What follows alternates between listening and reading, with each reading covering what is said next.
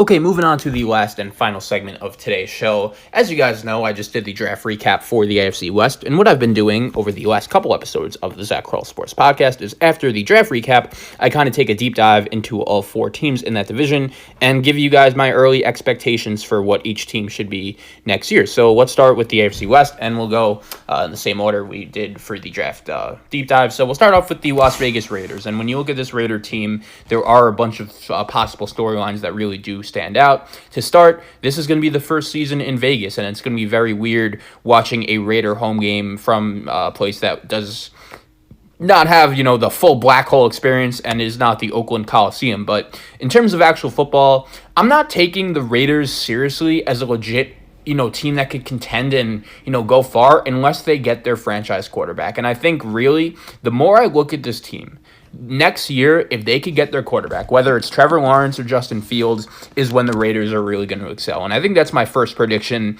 early prediction for the next draft. I think either Trevor Lawrence or Justin Fields is going to be a Raider at this time next year. Unfortunately, when you look at the whole career of Derek Carr, I do believe if he doesn't get hurt, in 2016, he maybe wins MVP. Maybe Jack Del Rio is still the coach of the Raiders, and Derek Carr and Amari Cooper would be balling out, and the Raiders would have much more success. But unfortunately, that just hasn't been the case. As we know, Khalil Mack has been let go. John Gruden's now in charge of things, and the Raiders are one of the more interesting teams in football because they're really doing things their way. As I said, they have Josh Jacobs, who they used with one of the picks from the Khalil Mack trade. They also bring in Cleveland Ferrell, what they took with their first-round pick last year. They have Damon Arnett. They draft Henry Ruggs. And I don't know. Last year, the Raiders really did overachieve. I think that was due to their offensive line playing really well. They had a couple guys on defense that really stepped up, mainly Max Crosby. He's one of the more underrated rookies in the National Football League. Last season, he was awesome for a good stretch. And the Raiders did win a bunch of really important games. You remember they had that big Thursday night win over the LA Chargers. They beat the Chicago Bears in London. The one thing I remember about that game is that their offensive line just exposed the Bears defense really bad. And I think when you look at the Raiders, that's one thing that they really got going for them. I love this team's offensive line. Rodney Hudson, Colton Miller played really well last season, the former first-round pick out of UCLA. Once again, they have that receiver now in Henry Ruggs that, hopefully if you're a Raider fan, you see him make a big impact right away. And also Darren Waller, the tight end that really made a name for himself on Hard Knocks. He had an awesome season last year, and if you're a Raider fan, you're hoping to incorporate him as a big-time part of your future. But at the same time, unfortunately, Derek Carr got hurt, and his career's kind of gone downhill from there. I think the Raiders are really a quarterback away from being that big-time team. I will give John Gruden credit. A lot of people, including myself, did think that his value and stock just kind of rose because he was the guy on Monday Night Football that was just sitting there and saying "man" for a bunch of times. But last year, he really did well, and he really did overachieve with this Raider team. And I think if you're a Raider fan, anything I'd say around 8-8 or better this season would be and should be considered a success. Moving on to the LA Chargers. Now, the Chargers are another team where it's kind of complicated for me to break them down because there is a bunch of talent, once again, besides at the quarterback position, and there are a bunch of guys on this team that you feel comfortable with, really besides the quarterback position. To start off, they let Melvin Gordon go, but you don't really think that is that big of a deal because Austin Eckler was awesome filling in for him last season. They also decide to bring in Chris Harris Jr., the cornerback from Denver. They still have Jerry Tillery, Melvin Ingram, Joey Bosa on defense. I love Denzel Perriman as a linebacker. Still have Casey Hayward at corner. Derwin James is one of the better safeties in the league. He'll be healthy for the whole season. But there are some concerns with this Charger team.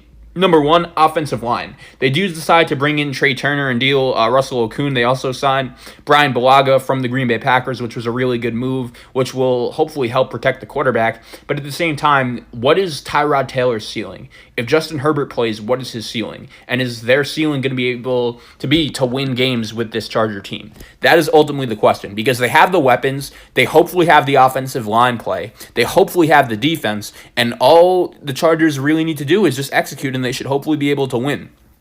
The other weird thing about this Charger team, kind of similar to the situation in Detroit, if I were to make, one kind of comparison, is that the coach of the Chargers, Anthony Lynn, I don't want to say he's on the hot seat, but the Chargers were high-key one of the more disappointing teams in football all of last season. Now, that could be because of the quarterback and the fact that he just aged and that there was nothing Anthony Lynn could really do about that. But at the same time, if you're a Charger fan, last year you expected to make the playoffs and maybe compete for a Super Bowl, and you finished 5-11. Whenever that happens, that is a big, big problem. And I think if Anthony Lynn, who did a pretty solid job as the coach of the Chargers 2 years ago, if he wants to earn the respect back of the Charger fan base, he really needs to have a big-time season and hopefully make the playoffs. I think that should be the barometer for the Chargers season, and if you don't, then it should be considered a failure. But at the same time, I don't necessarily know if right now, making my predictions, I would predict the Chargers to be a playoff team. Moving on to the defending Super Bowl champion Kansas City Chiefs, and I will say this about them.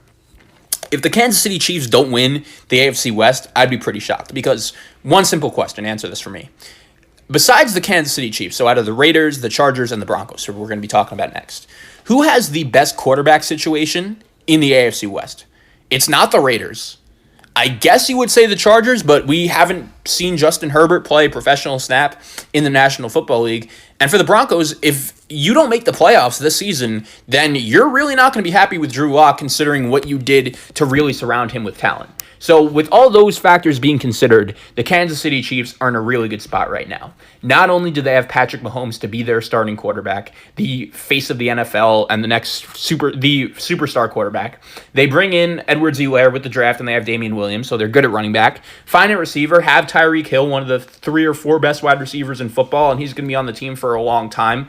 He's signed long-term. You have a youngster in Mecole Hardman. You bring back Sammy Watkins. You bring back DeMarcus Robinson, so at wide receiver you're fine. At tight end, you have Travis Kelce. At head coach, you have Andy Reid, who I thought was a Hall of Fame coach before he won the Super Bowl this past season, and I think this trophy really does cement that title now as one of the best coaches in the NFL and of all time. And on defense, that unit, we spoke about it all the time. Steve Spagnuolo is the unappreciated hero of the Super Bowl champion Kansas City Chief team. The work he did with that unit last year and how much they improved as the season went on is just very impressive and is super underrated. And to be honest, I still don't think it is really spoken about enough when you look at this Kansas City Chief team. They did some good work on defense with the draft, bringing in Willie Gay to play linebacker. You still have Anthony Hitchens. You still have Frank Wilson as a linebacker. So I think when you look at this Kansas City Chief team, they're in a pretty good spot. And I would be very surprised if Mahomes and company